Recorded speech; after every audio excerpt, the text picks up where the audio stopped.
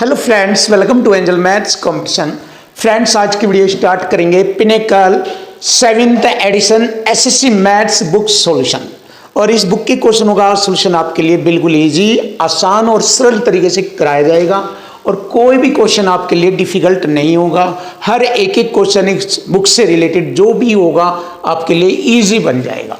तो जैसे कि हमारा चैप्टर नंबर अनुपात और समानुपात चल रहा है, तो इससे रिलेटेड क्वेश्चनों का सॉल्यूशन आपको कराएंगे अपने इक्वल टू इक्वल कंसेप्ट से। ये हमारा इक्वल टू इक्वल कंसेप्ट है, इसी से हम आपके लिए सभी क्वेश्चनों का सॉल्यूशन करते हैं। तो आइए इक्वल टू इक्वल कॉन्सेप्ट से वीडियो के सॉल्यूशन स्टार्ट करते हैं।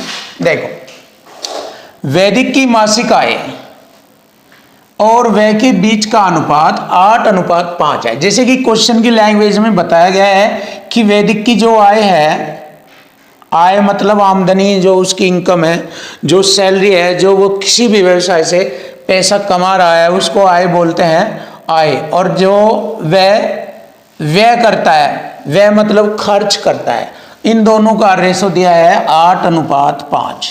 तो यहाँ पर 8:5 दिया है आय और व्यय का। अब तीसरी बात क्या आती है? खर्च की बात आती है। ये हो गया, बचत आता है। तीसरा पॉइंट जो है हमारा बचत आता है। देखो, अगर मैंने आय में से खर्च किया तो बचत होगी या तो शून्य, अगर शून्य नहीं होगी तो कुछ ना कुछ बचेगा। तो देखो, 8 में से अगर मैंने खर्चे 5 कर दिया तो 3 बच गया। तो अब मेरे पास तीनों कंडीशन आ गई, आय, व्यय और बचत। अगर मैं व्यय और बचत को जोड़ूं तो आय आ जाती है, आय में से खर्च घटाऊं बचत आ जाती है, या आय में से बचत घटाऊं तो खर्च आ जाता है। क्लियर? ये ऐसे ऐसे पॉइंट, छोटे छोटे पॉइंट आपको मालूम होने चाहिए, जिससे क्वेश्चन बिल्कुल इजी और आसान बनते हैं। आगे बढ़ेंगे। यदि उसकी आय में 20% की वृद्धि, देखो 100 में जोड़कर लिखो तो ये भी जुड़कर आ जाएगा। आय में 20% की वृद्धि ऐसे लिखेंगे, 120 हो जाएगा, है ना। तो 8 का 120% कितना होता है? 12×8 = 9.6 होता है। एक बार देख लीजिए, 8 का 120%, तो मैंने क्या किया, 12×8 = 0, 100 से भाग किया, 9.6 बोला मैंने। तो 9.6 बोला है, तो आप इसको आसानी से ऐसे कर सकते हैं। तो वृद्धि 20% होने पर अब उसकी आय 9.6 हो गई। क्लियर? और ऐसे ही उसने अपने व्यय में 30% की वृद्धि कर दी।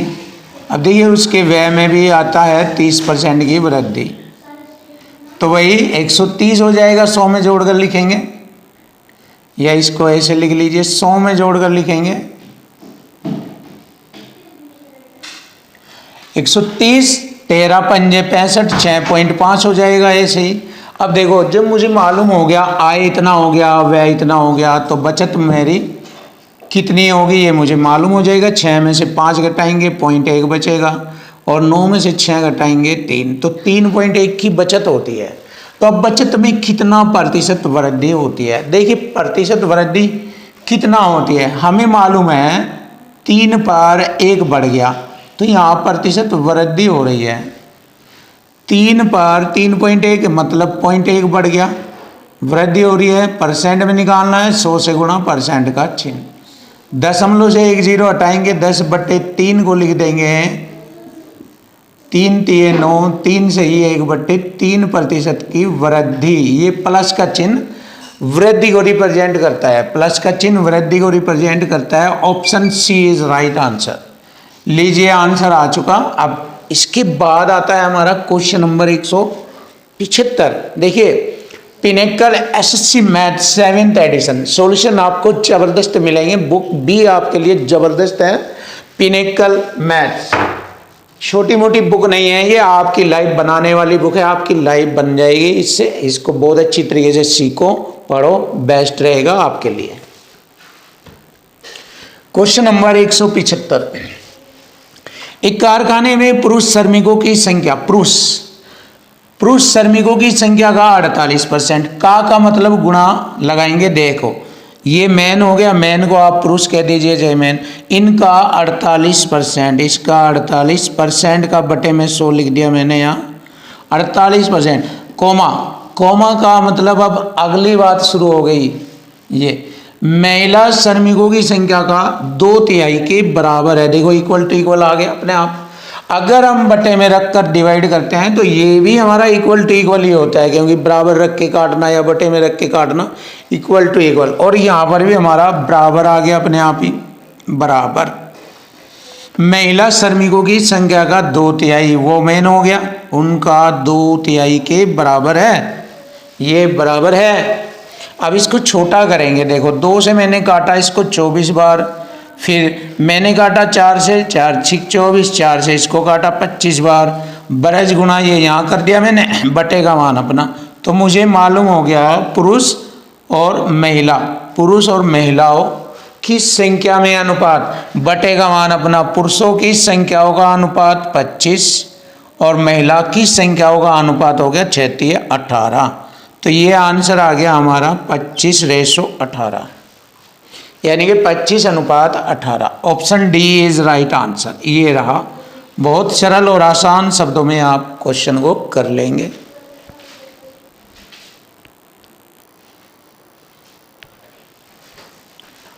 Question number 176।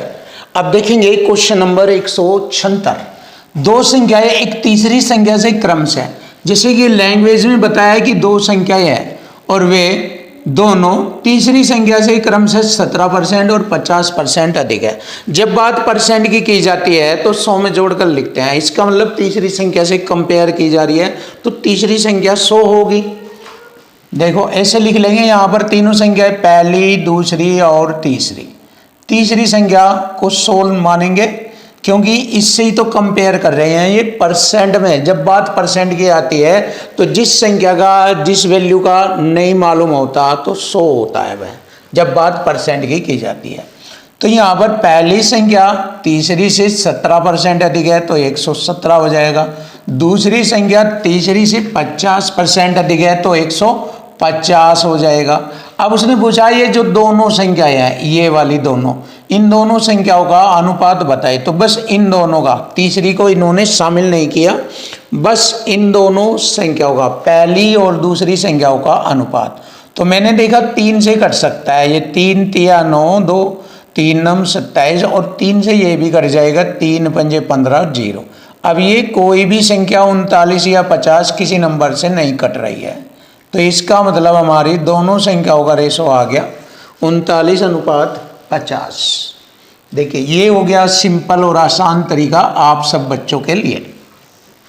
Option B is right answer, ये वाला आंसर बन जाता है हमारा। अब देखिए क्वेश्चन नंबर आता है 177। अब आपने रेशो मेथड पढ़ा है, पहली संख्या बटे दूसरी संख्या, ऐसे लिख सकते हैं इनको, बराबर समानुपात का चिन्ह बराबर को रिप्रेजेंट करता है, दूसरी संख्या बटे में पहली संख्या, ऐसे। अब देखो ये फॉर्मेट बन गया हमारा, दी गई कंडीशन के अनुसार ये फॉर्मेट बन गया। अब इसने कहा यदि b बराबर 96 हो तो b यहाँ भी 96 भरे जाएगा, यहाँ भी। तो निम्न में से कौन सा a और c, जो a और c रह जाएगा, ये a और c के मानों को एक संभावित युग्म से दर्शाया जाता है। तो इनमें से किस से ये बात प्रूफ होगी? तो देखिए पहला ऑप्शन अगर मैंने लिया यहाँ पर 24, ध्यान दो, बटे में मैं 96 लिखूंगा क्योंकि b की वैल्यू 96 है, दोनों साइड बराबर होनी चाहिए। जब बीच में बराबर लगा हुआ है, इक्वल टू इक्वल चल रहा है, देखो यहाँ पर इक्वल टू इक्वल ये, तो b का मान यहाँ पर फिर मैंने लिखा 96 और बटे में c का मान है 374। अब देखो अगर ये दोनों साइड इक्वल हो जाती है तो गुड है। देखो 24 चौक 96, 4 बार काटा, 9 चौक 36, 6 चौक 24, देखो 9 चौक 36, 1 14 बच गए। अगर यहाँ 24 बचते 6 चौक 24, पूरा पूरा कट जाता। ये रॉन्ग है, पूरा नहीं कट रहा है, तो इसलिए इसको छोड़ दीजिए, ऑप्शन ए रॉन्ग है। ऑप्शन बी लेते हैं, तो ए के स्थान पर मैंने 32 भरा और सी के स्थान पर मैंने लिया 288। अब फिर चेक कर लेते हैं, 32 तिये 96, 3 बार कटेगा ये इससे, 9 तिये 27, 36 18, बिल्कुल 3 बार कट रहा है ये भी इससे। तो देखो दोनों साइड इक्वल टू इक्वल हो गया। इसका मतलब हमारे क्वेश्चन का जो आंसर बनता है ए और सी के मानों का एक संभावित युग्म बनता है ये वाला, ए बराबर 32 और बी बराबर 288। ये आंसर आ गया हमारा बहुत सिंपल और आसान तरीके से आपके सामने। Option B is right answer. ये हो चुका हमारी क्वेश्चन का आंसर ऑप्शन बी।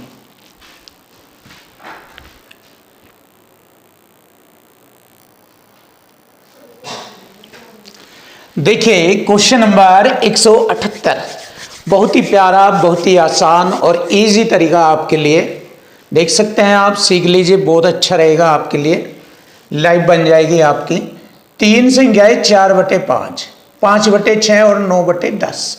जब रेशो वाली संख्याएं फ्रैक्शन में आ जाती है, फ्रैक्शन यानी कि भिन्नों के रूप में आ जाती है, तो उसे प्रॉपर रेशो में कन्वर्ट कर लेते हैं, यानी कि सिंपल रेशो में कन्वर्ट कर लेते हैं। और कन्वर्ट करने के लिए क्या किया जाता है, जो बटे वाली संख्या है यानी कि हर वाली संख्याओं का एलसीएम ले लिया जाता है। तो मैंने क्या किया, एलसीएम ले लिया इनका। 5, 6, 10 का एलसीएम आ गया मेरा 30। अब देखो बारी बारी इसी को इन्हीं से भाग करेंगे। 5 6 30, 6 बार और 6 चौक 24। ये आ गया पहले वाली संख्या का रेशो।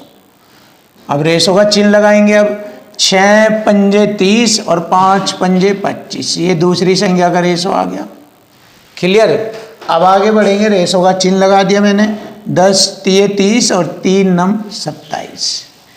ये आ गई हमारी वो तीनों संख्याओं का सिंपल रेशो या प्रॉपर रेशो। ये क्लियर है। तो इसका मतलब ये हो गया सवाल, 3 संख्याएं हैं जो 24, 25, 27 के अनुपात में है। अब ऐसे बन गया ये सिंपल, सबसे छोटी सबसे बड़ी संख्या के बीच का अंतर, सबसे छोटी सबसे बड़ी संख्या के बीच का अंतर, इन दोनों का अंतर है। देखो अंतर बराबर अंतर लग गया, ये इक्वल टू इक्वल। अंतर कितना है, संख्या में 12 है और रेशो में अंतर हमारा है 3। क्लियर। तो यहां से एक रेशो की वैल्यू मालूम हो जाएगी, 3 × 3 और 3 चौक 12। एक रेशो की वैल्यू हो गई हमारी 4। तो पूछा है जो न तो सबसे छोटी और न ही सबसे बड़ी, उसकी वैल्यू आप बताएं। जो सबसे ना तो सबसे छोटी ना सबसे बड़ी, तो इसका मतलब बीच वाली संख्या का मान पूछा है इसका। तो गुणा कर देंगे यहाँ पर, 25 चौक 100, 100 आ जाएगी हमारी संख्या। ये आ गया हमारे क्वेश्चन का आंसर। देखिए एक तो ये वाला तरीका इक्वल टू इक्वल फॉर्मेट, एक सीधा सीधा लैंग्वेज से कर सकते हैं। उसने पूछा है न तो सबसे छोटी ना सबसे बड़ी, इसका मतलब बीच वाली संख्या। अब बीच वाली संख्या का रेशो कितना है, अब देखिए इक्वल टू इक्वल यहाँ पर भी लगा सकते हैं। हमें बीच वाली संख्या का रेशो दिया है 25। जब रेशो दिया है तो इधर संख्या आएगी और संख्या वह आएगी जो 25 से कट जाए। इधर आप ऐसे भी कर सकते हैं, इसको बिना हल करिए। 25 से कौन कट सकता है, 25 दूनी 50 कट सकता है, 25 से 75 कट सकता है, 25 चौका 100 कट सकता है। देखो 96 नहीं, 108 नहीं, 100 कटेगा नहीं, 104। तो आप ऐसे भी इसका जवाब दे सकते हैं डायरेक्ट। ये आपका डायरेक्ट टैलेंट है। आप ऐसे भी कर सकते हैं इसको, आप इसको ऐसे भी कर सकते हैं। इस तरीके से आपका मैथ बिल्कुल इजी और आसान हो जाएगा। और देखिए हर एक बच्चा इस मेथड से पूरा मैथ आसानी से सीख जाएगा, चाहे वो एसएससी सीजीएल हो, प्री हो, मेन हो, सीपी हो, यूपीएसआई हो, दिल्ली पुलिस यूपी, ऐसा कोई भी टेस्ट हो मैथ से रिलेटेड, सब चीज़ें आपके लिए आसान बन जाती है। बस इसको सेट कर लीजिए और लैंग्वेज व टैग्स बस। अब आप देखिए नया क्वेश्चन बनेगा आपके लिए आसान। वैसे हमारे क्वेश्चन का आंसर ये आ चुका है, ऑप्शन सी इज राइट। एक खंबा 9030 सेंटीमीटर लंबा है, सेंटीमीटर में लंबा बताया है ऐसे। ये 6, 7, 8 के रेशों में केसरिया, सफेद और हरे रंग से रंगा गया है इस अनुपात में, यानी कि इसकी लंबाई को इस रेशो के अनुपात में रंग दिया। केसरिया, सफेद और हरा यानी कि इक्वल टू इक्वल हो गया। ये टोटल उसकी लेंथ दे दी खंबे की 90, 30 और यहाँ हमारा टोटल उसको 3 भागों में बांटा उसने, केसरिया, सफ़ेद और हरा। ये 6, 7 और 8 के रेशो में इक्वल टू इक्वल करेंगे। 8, 7, 15, 6, 21, 21 चौक 84, 6 बचेगा, 21, 63, 0। ये हो गया एक रेशो की वैल्यू। एक रेशो की वैल्यू हो गई 430, मतलब इक्वल टू इक्वल लग रहा है ये रहा। तो खंबे के हरे भाग की लंबाई बतानी, हरा भाग ये रहा 8, 8 में गुणा करेंगे, देखो 0, क्लियर। 8 3 24, 2 8 चौक 32, 2 34, ये आ गया 3440 सेंटीमीटर। ये हो गया हरे भाग की लंबाई 3440, ऑप्शन ए। ये रहा ऑप्शन ए, सिंपल और आसान मेथड आप सबके लिए, ऑप्शन ए इज राइट।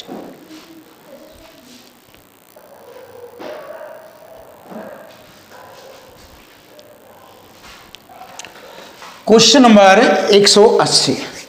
देखिए क्वेश्चन नंबर 180, यदि 7 मंजिला एक इमारत की परछाई 28 मीटर लंबी है। देखिए 7 मंजिला, इक्वल टू इक्वल से करेंगे क्वेश्चन का सॉल्यूशन।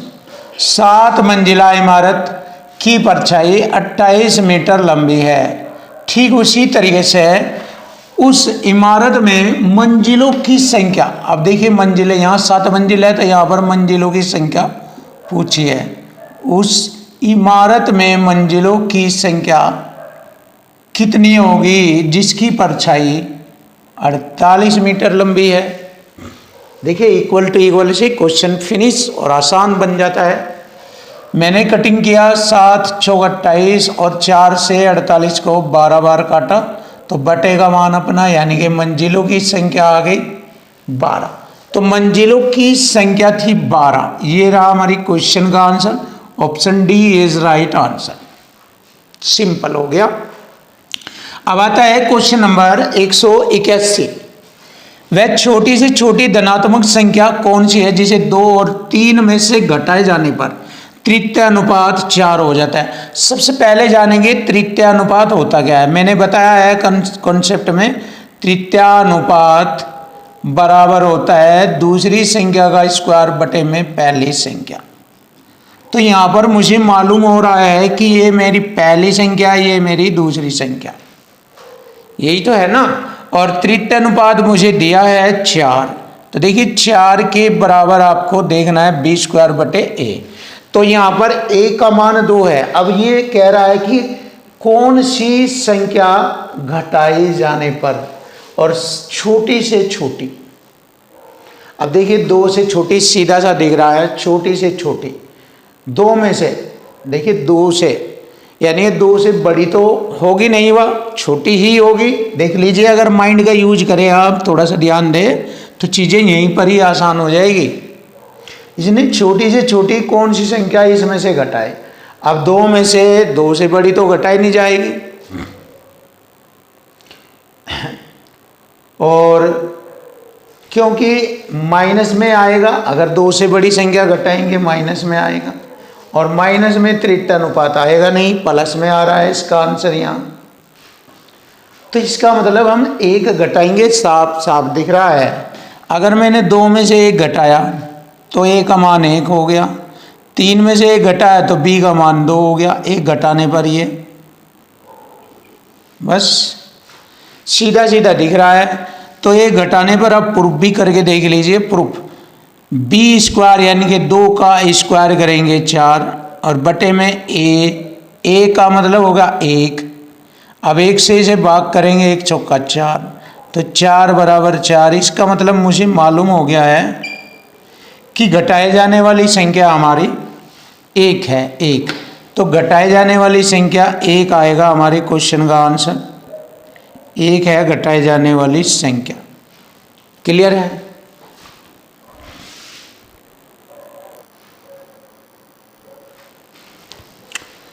Question number 182। देखिए क्वेश्चन नंबर 182, यदि 3x स्क्वायर और 4xy का तृतीय अनुपाती 48 है। तो मैंने आपको तृतीय अनुपाती के बारे में बताया था कि ये वाला कॉन्सेप्ट लगेगा तृतीयानुपाती में। तृतीयानुपाती बराबर होता है दूसरी संख्या b² बटे में पहली संख्या, ये वाला कॉन्सेप्ट होता है। अब यहां पर हमें दिया है पहली संख्या तो ये है जिसको मैंने a कहा, दूसरी संख्या ये है जिसको मैंने b कहा, और तृतीयानुपाती ये है हमारा 48। अब देखिए यहां पर एंट्री भर दीजिए, y का मान हमें मालूम हो जाएगा। तो चलिए भर लेते हैं हम एंट्री। देखो तृतीयानुपात की संख्या दी है 48 बराबर b², b का मतलब 4xy का स्क्वायर करेंगे तो 4 का स्क्वायर 16, x² y², स्क्वायर बन जाएगा इनका। जब b पर स्क्वायर है तो 4xy का भी स्क्वायर हो जाएगा 16x² y² बटे में पहली संख्या कितनी है हमारी 3x²। अब हमें y का मान निकालना। देखो पहले तो x² से x² कटिंग, 16 3 48, 3 बार 3 की गुणा करेंगे इधर तो 3 तिया 9 हो जाएगा, 9 बराबर हो गया y²। इसका मतलब 3 बराबर y, तो y का मान आ जाएगा 3। देखिए y का मान आ जाएगा हमारा 3, option A is right answer. Finish. अब देखिए यहाँ पर हम जानते हैं बहुत ही सिंपल और आसान तरीका आपके लिए, एक पिज्ज़ा बनाने के लिए चीज़ और देखो चीज़ पनीर होता है और सॉस चीज़ और पनीर, चीज़ मतलब पनीर और सॉस का अनुपात, चीज़ और सॉस का अनुपात दिया है 1 कप और आधा कप। तो मैंने लिखा चीज़ और सॉस। अगर चीज़ का 1 कप है तो आधा कप सॉस का होगा, तो इसको प्रॉपर रेशो में कर लीजिए। पहले यहाँ पर जो ये रेशो दिया है इनके कप का, इसको प्रॉपर रेशो में कर लीजिए। प्रॉपर रेशो में कैसे होगा, 2 की गुणा इधर कर दीजिए तो 2 1 का रेशो हो जाएगा। इसका मतलब क्या है, 100 से दुगना है चीज़। अगर ये आधा है तो ये पूरा है, तो इसका मतलब दुगना। तो यहाँ पर भी वही बात है, 1 का दुगना। सिंपल, आसान है। अब आगे बढ़ते हैं। यदि रमा एक निश्चित संख्या में पिज्जा बनाने के लिए 15 कप सॉस का उपयोग करती है। देखिए 15 कप सॉस यूज करती है, इधर 15 से गुणा होगी तो इधर भी 15 से गुणा करेंगे, तो इधर पिज्ज़ा में 15 एकम 15 हो जाएगा। यहाँ पर 15 कप सॉस के हो जाएंगे और चीज़ के हो जाएंगे 15 दूनी 30 कप। तो देखिए ये हमारे क्वेश्चन का आंसर बन जाता है। देखो उसने कहा है कि 15 कप सॉस का उपयोग करती है, तो उन पिज्जा के लिए कितने कप चीज़ का उपयोग करेगी, चीज़ यानी कि पनीर। ये रहा 30 कप और यही हमारे क्वेश्चन का आंसर बनता है। Option D is right answer. बहुत सिंपल है, आसान है, डिफिकल्ट नहीं है आपके लिए।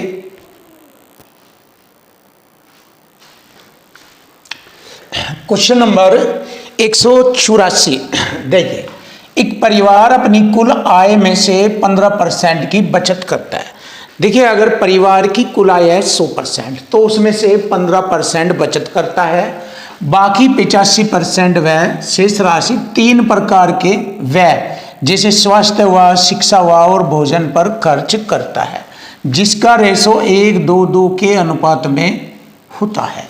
तो इसका मतलब देखिए अगर उसकी आय 100% है, 100 में से उसने 15% बचत किया, बाकी 85% उसने खर्च किया। सिंपल देखिए, और यह 3 भागों में बट गया। 85% कितने भागों में, 3 में। ये हो गया हमारा स्वास्थ्य यानी कि फिजिकल, एजुकेशन और फूड। किस रेशो में, 1, 2 और 2 के रेशो में बटा। अब इक्वल टू इक्वल करेंगे। देखिए टोटल 85% है, हमारा टोटल रेशो 2 2 4 और 1 5, 5 से काटा 17 बार। एक रेशो की वैल्यू 17% रिप्रेजेंट होती है, एक रेशो की वैल्यू 17% है। अब देखिए यहाँ के बाद आगे बढ़ेंगे। आय शिक्षा पर, आय जो है आय उसकी 100 बताई थी मैंने, ये आय, ये उसकी आय लिख दी मैंने। आय शिक्षा पर किए गए व्यय के 3 गुना। अब शिक्षा है ये 2 का 3 गुना, इसका व्यय के 3 गुणे से भी 300 रुपये कम है। अब देखिए इसका 3 गुना हो गया 2 तिये 6, 2 तिये इसका 3 गुना, ये रहा शिक्षा पर किए गए व्यय का 3 गुना, 2 का 3 गुना 6, 6 में गुना करेंगे क्योंकि एक रेशो की वैल्यू 17% है, 6 की होगी 17% गुणा 6, 17 छिक्के 102% और 100% उसका आय है। ये रहा देखिए, आय शिक्षा पर किए गए व्यय के 3 गुणे से भी 300 रुपये कम है। देखिए इससे या फिर भी कितने कम है, 300 रुपये कम। तो कम बराबर कम लगेगा, इक्वल टू इक्वल। देखो 102 में से 100 घटाएंगे तो 2% के बराबर हो गया 300। परसेंट से मैंने 2 जीरो लगा दी और 2 से काटा, इसे 15,000 बार कट जाएगा। ये क्लियर। हमसे पूछा है बताइए बचत और स्वास्थ्य पर किए गए व्यय में कितना अंतर है। देखिए बचत और स्वास्थ्य, देखिए स्वास्थ्य हमारा है 1 और 1 का मतलब कितना हो गया 17% है, ये 34% है। अगर चाहे तो आप पता कर सकते हैं। देखिए बचत तो हमारी 15% है और स्वास्थ्य हमारा हो गया 17%, दोनों के बीच का अंतर हो गया 2, तो 2% काटना है इसका। परसेंट से मैंने 2 जीरो काटी, 150 दूनी 300, 300 रुपया आएगा यहाँ पर इसका आंसर। देखिए 300 आ जाता है, option A is right answer. ये रहा ऑप्शन ए, फिनिश। अब आता है क्वेश्चन नंबर 185, बढ़िया वाले क्वेश्चन है ये। माना m 16 और 9 के बीच का मध्यानुपाती है। देखिए मध्यानुपाती का कॉन्सेप्ट लिखा था, पहली संख्या गुणा दूसरी संख्या के गुणनफल का वर्गमूल निकाल लो। 16 नंबर 144 का अगर वर्गमूल देखा तो m बराबर 12 होगा। तो ये आ गया हमारा पहला पॉइंट क्लियर, मध्यानुपाती आ गया हमारा। अब इसने कहा n जो है 9 और 15 का तृतीयानुपाती, तृतीयानुपाती दूसरी संख्या का वर्ग बटे पहली। दूसरी संख्या मेरी 15 है, गुणा 15 बटे में पहली संख्या 9। इसे हल करेंगे। देखो 3 तिये 9, 3 पंजे 15 और 3 पंजे 15, 5 पंजे 25 आ गया हमारा यहाँ तक मान। n का मान 25 है, m का मान 12 है। हमसे पूछा है ये वाला मान बताओ, तो 5m जमा 3n। देखिए 5m की वैल्यू 12 प्लस 3n की वैल्यू 25। अब देखिए कितना आंसर बनता है, 12 पंजे 60, 25 तिये 75। देखिए 5 7 6 13, 135 आता है। देखिए 135 हमारे क्वेश्चन का आंसर आ जाता है, option C is right answer. ये रहा 135।